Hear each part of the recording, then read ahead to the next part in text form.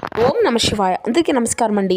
ఈరోజు ఈ వీడియో ద్వారా ధనుసు రాశి వారి యొక్క జాతక ఫలితాల గురించి తెలుసుకుందాం. వీరి యొక్క జీవితానికి సంబంధించినటువంటి ప్రధానమైనటువంటి అంశాలు ఏమిటి, అదేవిధంగా జూలై 26వ తేదీ ఆదివారం రోజున మీ జీవితంలో ఊహించని గందరగోళం ఏర్పడబోతుంది. అంటే మీరు కొంచెం నిద్రపోవడం కూడా కష్టమని చెప్పుకోవాలి. ముఖ్యంగా ఈ రోజున రాత్రి గడియారంలో 9:15 దాటిన తర్వాత మీ చెవిన ఒక పేరు అనేది తప్పకుండా వినిపిస్తుంది. ఆ పేరు వినగానే మీకైతే ఒక్కసారిగా అంటే మీరు కొంచెం ఒత్తిడి గురికాక తప్పదు. అంటే మీరు ఎప్పుడో కానీ మర్చిపోవాలి అనుకున్నటువంటి ఒక వ్యక్తి, మీ యొక్క జీవితాన్ని ఒకప్పుడు అతలాకుతలం చేసినటువంటి వ్యక్తి, ఆ వ్యక్తి యొక్క పేరు మరలా మీరు ఎందుకు వింటారు?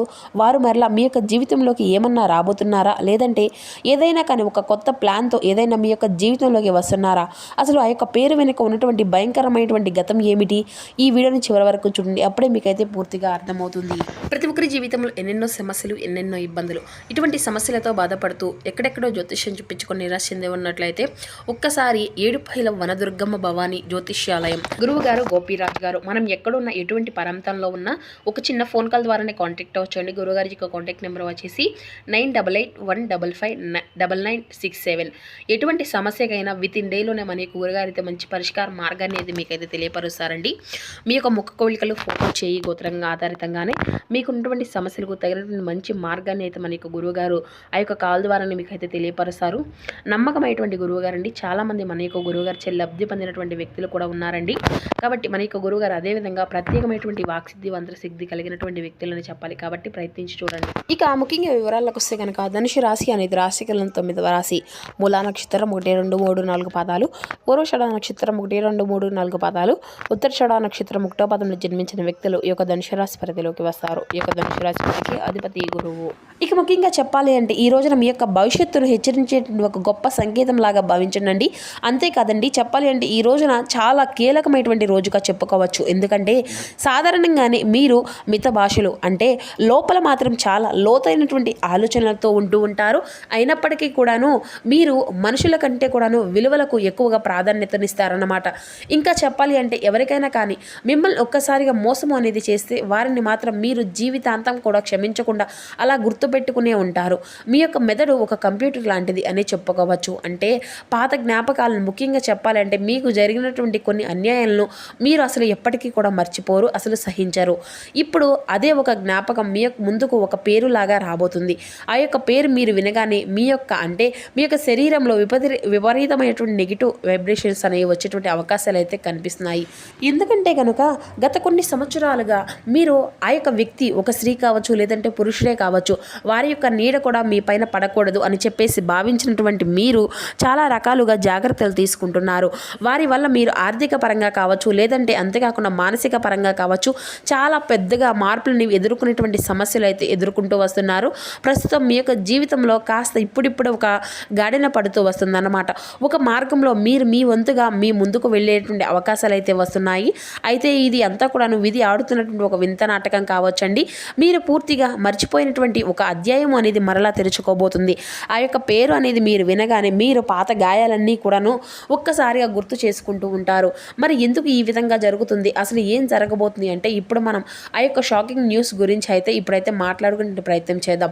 ఈ రాత్రి సమయంలో మీరు వినబోయేటువంటి ఆ యొక్క పేరు ఏంటి అనేది అంటే కనుక ఆ యొక్క పేరు మీ యొక్క పాత స్నేహితుడు కావచ్చు, లేదంటే స్నేహితురాలు కావచ్చు, లేదంటే మీరు ప్రాణం కంటే కూడా ఎక్కువగా బాగా నమ్మి మోసపోయినటువంటి వ్యక్తి యొక్క మాజీ భాగస్వామి కావచ్చు, మీ యొక్క పార్ట్నర్ కావచ్చు, లేదంటే మీ యొక్క ప్రేమికుడు, ప్రేమికురాలు, ఇలా మీ యొక్క వ్యాపారంలో బాగా వెన్నుపోటు పొడిచినటువంటి వ్యక్తి అయి కూడా ఉండవచ్చు. ఆ పేరు మీరు వినగానే మీకు పాత కోపము, అలాగే బాధ, కన్నీరు ఒక్కసారిగా తన్నుకు వచ్చేటువంటి పరిస్థితి కూడా కనిపిస్తుంది. గత కొంతకాలంగా మీ చుట్టూ ఉన్నటువంటి వారు కూడాను అంటే మీ యొక్క పేరు పలకాలి అంటేనే మీ ముందు ఆలోచిస్తూ ఉండేటువంటి పరిస్థితి కూడా చాలా వరకు కనిపించింది కదండి. కానీ అసలు గతంలో ఏం జరిగింది అంటే కనుక వారు మీ యొక్క గత చరిత్ర అంటే వారితో మీ యొక్క గత చరిత్ర చాలా అంటే చాలా దారుణంగా ఉంటుందన్నమాట. అంటే వారిని మీరు బాగా నమ్మారు, మీ యొక్క ఆస్తులను లేదంటే వ్యాపారానికి సంబంధించినటువంటి రహస్యాలను వారి చేతిలో పెట్టారు, లేదంటే మీకు బాగా సంబంధించినటువంటి ఏదైనా కానీ విలువైనటువంటి అంశాలను వారికి చెప్పారు, లేదంటే మీకు సంబంధించిన ఏదైనా కానీ ముఖ్యమైనటువంటి ప్రాపర్టీస్ కానీ వారికి అయితే అందజేశారు. కానీ వారు నమ్మకాన్ని పూర్తిగా వమ్ము చేశారు. నమ్మకాన్ని వాడుకొని మిమ్మల్ని సమాజం ముందు తలదించుకునే విధంగా ఒక చేతకానటువంటి వ్యక్తిలాగా మిమ్మల్ని నిలబెట్టారు. వారి వల్ల మీరు రాత్రులు కూడాను నిద్ర లేక ఏడ్చినటువంటి రోజులైతే ఎన్నో ఉన్నాయి. మీ యొక్క కెరియర్ పతనం కావడానికి అప్పట్లో వారు ఎన్నో రకాలుగా కారకులని కూడా చెప్పుకోవచ్చు. అయితే ఆ విషయం మీకు కూడాను బాగా తెలుసు. కానీ మీరైతే ఈ విధంగా అంటే అనుకుంటూ వచ్చారు. అంటే మీకు దేవుడు కూడా మంచి మంచి అవకాశాలను ఇవ్వడం వల్ల కూడాను కొన్ని పరిస్థితులు ఇప్పుడే కొంచెంగా మీరైతే నిలదొక్కుంటూ ఉంటున్నారు. కాస్త మంచి అనుకూలమైనటువంటి పరిస్థితుల్లో మీరు నడుచుకుంటూ వస్తున్నారండి. ప్రస్తుతం సంతోషంగానే ఉన్నారు. జరిగిపోయినటువంటి గతాన్ని కూడాను మర్చిపోవాలి అనేటువంటి ఆలోచనలో మీరు ఉన్నప్పటికీ కూడాను అనుకోకుండా ఈ రోజున ఈ యొక్క పేరు అనేది చెవిన పడుతుందన్నమాట. ఇప్పుడు ఆ యొక్క పేరు ఎందుకు వస్తుంది అనేసి మీ యొక్క మనసులో ఒక ఆలోచన అనేది వస్తుంది. ముఖ్యంగా చెప్పాలి అంటే ఈ రోజున రాత్రి 9:15 ఎవరో ఒకరు ఒక ఫోన్ కాల్ ద్వారానో లేదంటే సోషల్ మీడియా ద్వారానో ఆ యొక్క వ్యక్తి గురించి మీకు ఒక సమాచారం అనేది అందిస్తారు. ఆ వ్యక్తి ఇప్పుడు కష్టాల్లో ఉన్నారనో లేదంటే మరలా వారు మీ దగ్గరకు రావాలని చెప్పేసి ప్రయత్నాలు మొదలు పెట్టారనో ఇలా ఏదో ఒక వార్త అయితే మీకైతే తప్పకుండా అందుతుంది. ఆ యొక్క వార్త మీరు విన్నంతనే మీ గుండె జల్లుమంటుంది. ఎందుకంటే ఆ పేరుతో పాటు వచ్చేటువంటి ఆ యొక్క వార్త ఏదైతే ఉంటుందో అంటే మీ యొక్క ప్రస్తుత ప్రశాంతతను కూడా దూరం చేసే విధంగా ఉంటుంది అని కూడా చెప్పుకోవచ్చు. అంతేకాదండి, అయితే ప్రధానంగా చెప్పుకోవాలి అంటే దానికి ఈ రోజే ఆ యొక్క పేరు అనేది వినడానికి మరికొన్ని కారణాలు కనుక గమనించినట్లయితే రేపటి రోజున ఆదివారం నాడు మీ యొక్క గ్రహస్థితి ప్రకారం మీ యొక్క జీవితంలో అంటే ఒక రుణానుబంధము అనేది మరలా యాక్టివేట్ అయ్యేటువంటి అవకాశాలు అయితే కనిపిస్తున్నాయి. పాత కర్మలు తీరక ముందే కూడాను ఆ యొక్క వ్యక్తి మరలా ఏదో ఒక రూపంలో మీకు తారసపడతారన్నమాట. ఇక ఆ వ్యక్తి ద్వారా మీకు అందవలసినటువంటి సమాచారం ఏదైతే ఉందో అది తప్పకుండా ఇంకా మిగిలే ఉంది. అందుకే ప్రకృతి మరలా ఆ యొక్క వ్యక్తిని మీ ముందుకు తీసుకురాబోతుంది అని కూడా చెప్పుకోవచ్చు. అయితే రేపటి రోజున శని యొక్క గమనం వలన కూడాను పాత సంబంధాలు చర్చకు వస్తాయి. అంతేకాదండి, రాత్రి ఈ సమయంలో చంద్రుని యొక్క ప్రభావం అనేది కూడా మీ యొక్క మనసుపై బలంగా కనిపిస్తుంది. అందుకే ఈ సమయంలో వినిపించేటువంటి ఆ యొక్క వార్త యొక్క అంటే మీ యొక్క మనసుపై పూర్తిగా లోతైనటువంటి ఒక ముద్ర అనేది వేయబడుతుంది అన్నమాట. ఇది అంతా కూడాను ఒక రకమైనటువంటి కర్మ, దాని యొక్క కర్మ పూర్వకమైనటువంటి ప్రక్రియ అనే చెప్పాలి. కాబట్టి ఈ విషయంలో మీరు ఎక్కువగానే పెద్దగా బాధపడవలసిన అవసరం ఏది కూడా లేదు. ఆ యొక్క పేరు వినగానే మీరు ఆవేశపడి మరలా వారితో మాట్లాడడానికి లేదంటే ప్రతీకారం తీర్చుకోవడానికి మీరు గనక ప్రయత్నం అనేది చేస్తే మరలా ఊహించని విధంగా అదే ఊబిలో కూరుకుపోవడానికి ఖాయమనే చెప్పుకోవాలి. కానీ గతంలో మీరు చేసినటువంటి తప్పు ఏంటి అనేది మీకు స్పష్టంగా అర్థమవుతుందండి. ఇక ఈసారి వారిని మీ యొక్క జీవితంలోకి ఎట్టి పరిస్థితుల్లో కూడా రానివ్వకుండా ఫుల్ స్టాప్ అనేది పెట్టేటువంటి అవకాశంగా కూడా ఎక్కువగా కనిపిస్తుంది. అయితే ముఖ్యంగా ఈ రోజున మీరు కొన్ని జాగ్రత్తలు పరిహారాలను కనుక పాటిస్తే కొంచెం ఈ యొక్క సమస్య నుండి త్వరగా ఈజీగా బయటపడేటువంటి అవకాశాలు అయితే ఉన్నాయి.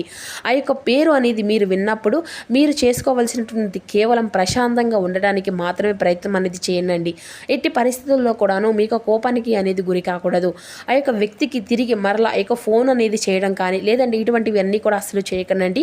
రాత్రి పడుకునే ముందు ఓం నమః శివాయ అని మీ యొక్క మనసులో జపించుకోండి.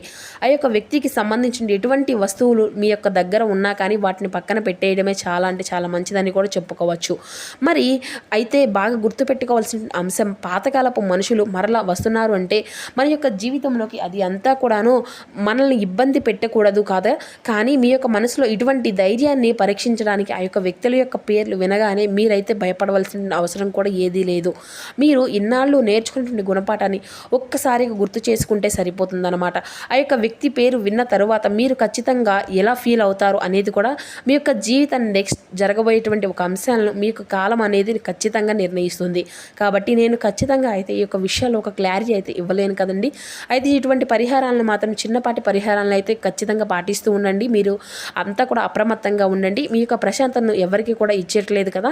క్రితంలో లాగానే మరలా మీరైతే మీ యొక్క సమస్యల పాలు కానక్కర్లేదు. కాబట్టి జాగ్రత్తగా ఉంటే సరిపోతుంది. అయితే ఈ రోజున తప్పకుండా ఉదయం సాయంత్రం ఇంట్లో దీపారాధన చేసుకోండి. అలాగే మీ యొక్క మనసులో బలంగా ఉంచుకోవడానికి ప్రయత్నించండి. అలాగే ఆదిత్య హృదయాన్ని అనేది పాటించండి. సూర్య నమస్కారం చేసుకోండి. బయటకు వెళ్ళే ముందు అయితే కొంచెం జాగ్రత్తలు అనేవి పాటించి సింధూరాన్ని నుదుటను ధరించండి. హనుమంతుల వారి యొక్క ఆలయ దర్శనం చేసుకోవడం కూడా మీకు ఎంతో శుభప్రదంగా ఉంటుంది. ఈ విధంగా చేస్తే మీ యొక్క శత్రువులు ఉన్నా కానీ వారిని తప్పకుండా అంటే వారు ఏదైనా కానీ పన్నంగాలు వేసినా కానీ అవి అంతా కూడా చిత్తు అవుతాయన్నమాట. మీ మనసులో ఏర్పడేటువంటి ఎన్నో రకాల అనుమానాలు, అవమానాలు, అలాగే సంకోచాలు భగవంతుడు ఏదో ఒక రకమైనటువంటి మంచి సహాయాన్ని అయితే ఇస్తాడు. ఇక ముఖ్యంగా ఈ రోజున లక్ష్మీదేవికి ఆరాధనని చేసుకోండి. ఉద్యోగంలో పెను మార్పులు, అలాగే వ్యాపారంలో మార్పులు కూడా ఈ రోజున మీకు చాలా ఎక్కువగానే కనిపిస్తున్నాయి. పూర్తిగా మీకు ధనాదాయం అనేది కలిగేటువంటి అవకాశాలు కూడా కనిపిస్తున్నాయండి. అంతేకాదు ఈ రోజున తప్పకుండా లక్ష్మీదేవి యొక్క ఆరాధన చేసుకోవడం వల్ల మీకు ధనానికి సంబంధించినటువంటి ఇబ్బందులు అనేవి తొలగిపోతాయి. సాయంత్రం వేళ లక్ష్మీదేవి ముందు ఆవు నేతితో దీపం అనేది వెలిగించండి. ఓం శ్రీ మహాలక్ష్మీదేవితే నమః అనేటువంటి ఈ నామాన్ని అయితే జపించండి. ఇక ఎవరైనా కానీ తెల్లని స్వీట్ కానీ లేదంటే పాలు కానీ దానం దానంగా ఇవ్వడం అయితే చాలా మంచిదండి.